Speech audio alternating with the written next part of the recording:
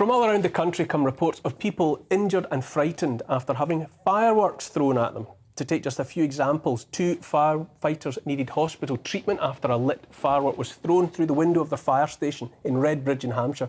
In Stratford, fireworks were launched towards a mother pushing a pram, and in Dundee, police had to deal with rioters who set fires, smashed windows and hurled fireworks at officers.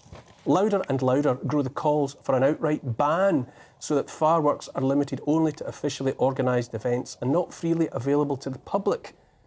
Joining me now to judge the scale of the problem is Hampshire's Police and Crime Commissioner, Donna Jones. Hello, Donna. Are you there? Hello, good evening. Good evening.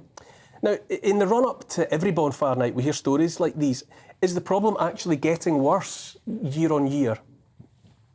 Well, actually, I think the evidence shows that, yes, it is. There have always been sort of it's often a time of year, both Halloween and bonfire night, when you get groups of kids, teenagers particularly, out together. But what I do think over the last 4 or 5 years, and particularly we saw last year and this year, is that there are cases in some very serious circumstances, like that case in Dundee that you've just shown over the last day or so, where fireworks are used as missiles. And this also happened in my own force, as you said, through Redbridge Fire Station, which is in Southampton. And it happened in Hampshire last year as well, with fireworks being used as missiles, cars being turned over, a car being set alight. Very similar to that of what we've seen in Dundee. So unfortunately, I think this is probably a reflection of some sort of social breakdown. It is completely unacceptable. There needs to be more recourse towards these teenagers who are creating chaos in communities and using bonfire night and Halloween as an excuse to do that. But I think a total ban on fireworks is probably a step too far and would mean that millions of people across the country would be, detrimented because of the bad behaviour of handfuls of teenagers. You mentioned social breakdown. That's quite a thought. Is it to do, bonfire night is one night, and the run-up to it, it's a brief period of days. Is it symptomatic of that we're not seeing police on the beat? You know, that the police in society are largely invisible in a way that, I remember in my childhood, the police being around. Yes, I think that is definitely a very key factor. It's the same with shoplifting. It's, people shoplifting now, very often the police are not able to get there quick enough, and therefore ramifications for them are largely a light touch. That's the way they see it. It's the same with a lot of crimes that happen in communities, in neighbourhoods, with antisocial behaviour being another one. And that's why the government have been pushing the police uplift so strongly. It's why it's important that I really hope, going into the next general election, that both of the main political parties, the Conservative Party and the Labour Party, come up with Uplift Mark II, because there is no better way to address this kind of social breakdown of shoplifting, bonfire night, using fireworks as missiles, setting fire to cars, creating havoc in communities, particularly with teenagers, than having more cops on the streets. More cops means more detection and more prevention. And very often when it comes to neighbourhood policing, it's not actually rocket science. It is about having boots on the ground. It's about having police visibility, as you've just said. And that, for me, is absolutely something that I'm committed to, and to be lobbying for that nationally as well. Jasmine, it's great to hear that kind of forthright argument coming up. I think it's what everybody instinctively knows, that you need to have more police and you need to see the police on foot in the community. But also, I think the police need to have, again, we're talking about traditional stuff.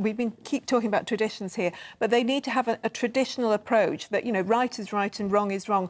Most of us are a bit sick of hearing about them really arresting people for something they've said on Twitter. We'd like, genuine policing that really deals with this, with actual harms, rather than these sort of social media nonsense. Laura, are you seeing in your community, on your patch, are you social breakdown, feral youth, all of this? Are you seeing that in a way that you didn't 10 years ago? Or? Yes, absolutely. I think it's kind of unfair to pick on firework night. I mean, most people use fireworks for fun. And I don't think it's very often they're being used for missiles. One thing that wasn't mentioned there in the wider picture of social breakdown is knife crime. Now, I have 2 teenage boys, my boys included. In my social circle, in the last week, there have been 3 muggings with knives. And that's a combination of park during the day, high street in early evening, and coming out of a party at night. the answer has to be neighbourhood policing. The question, it's not a question of banning fireworks. That's not going to solve the bigger social breakdown that was referred to. And knife crime and muggings, that's related to other things. You know, there's so many big society-wide issues to address. We have a youth who are really disaffected. You know, don't forget they were out of school for over half a year. A lot of them didn't feel particularly welcome back. I have teenage boys, I'm really close to this.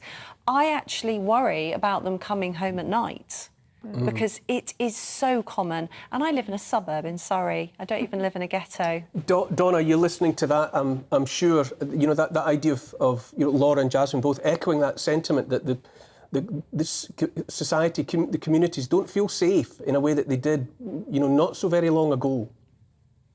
Yeah, and I think they are really, really valid points. And actually, the epidemic of knife carrying in this country is out of control. I've been on GB News before talking about how people didn't carry knives unless they were quite serious criminals 10 years ago, and they certainly didn't 20 years ago. And now you have teenagers who come from all backgrounds, you know, and they're not criminalized kids. When you ask them why they're carrying a knife, they often say, to protect myself because others are.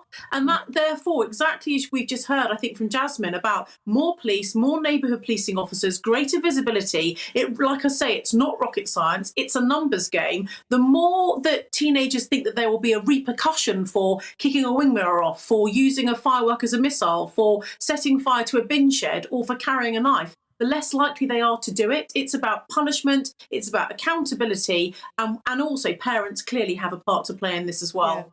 Yeah. Absolutely. Donna Jones, Hampshire's Police and Crime Commissioner. Great to hear such forthright comments from you. Thank you for your time. We'll leave it there.